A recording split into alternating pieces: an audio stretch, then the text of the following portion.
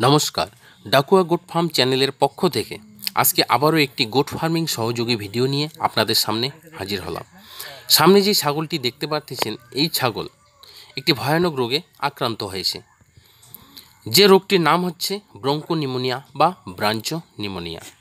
এই নিউমোনিয়া সাধারণত যদি প্লুরো নিউমোনিয়ায় আমরা ঠিকঠাক ট্রিটমেন্ট না করি, তাকে উল্টোপাল্টে অ্যান্টিবায়োটিক ব্যবহার করার পর সেই সর্দিটাকে, সেই কফটাকে যদি আমরা তার ফ্যাফ্রো বা লাঞ্চের মধ্যে বসিয়ে দিই, এরপরেই কিন্তু ব্রঙ্কো নিউমোনিয়ায় বা ব্রাঞ্চো নিউমোনিয়ায় পরিবর্তিত হয়ে তার শ্বাসকষ্ট শুরু হয় এবং 3 থেকে 4 দিন বা 1 সপ্তাহ থাকার পর সেটা থেকে আবার পরিবর্তিত হয়ে যেটা বোভাইন আস্থমা বলা হয়, এতে আরও বেশি শ্বাসকষ্ট শুরু হয়।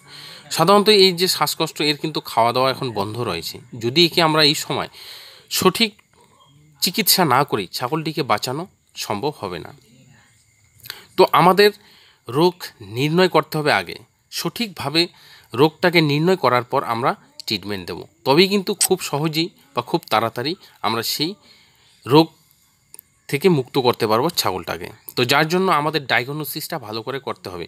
তো একে ভালো করে লক্ষ্য করে দেখবেন, এর শ্বাসকষ্ট হচ্ছে, এর পেট বা যে পেটটা রয়েছে, পেটের মধ্যে দেখে বোঝা যাচ্ছে যে এর শ্বাসকষ্ট রয়েছে, ঘন ঘন শ্বাস প্রশ্বাস নিচ্ছে।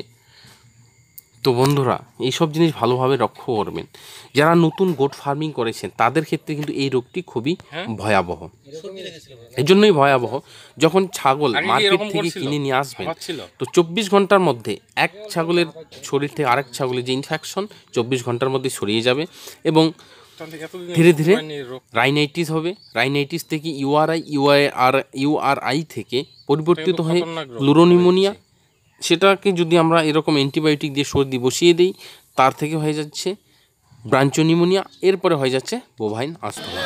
এরপরে কিন্তু ছাগলটিকে আর বাঁচানো সম্ভব হয় না।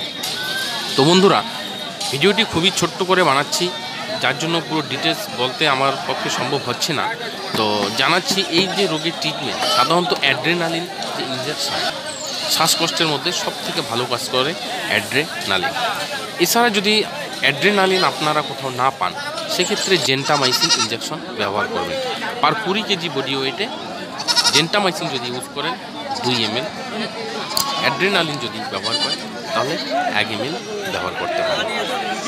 কেননা এর শ্বাসকষ্ট, এই সময় যদি আমরা কোনো মেডিসিন খাওয়াই, তাহলে হয়তো সে দম আটকে মারা যেতে পারে। কেননা নাক বন্ধ থাকার কারণে সে মুখ দিয়ে শ্বাস প্রশ্বাস নিচ্ছে, যার জন্য খুব সহজেই গলার মধ্যে বা তার রেসপিরেটরে সেই খাদ্য বা জল চলে যায়।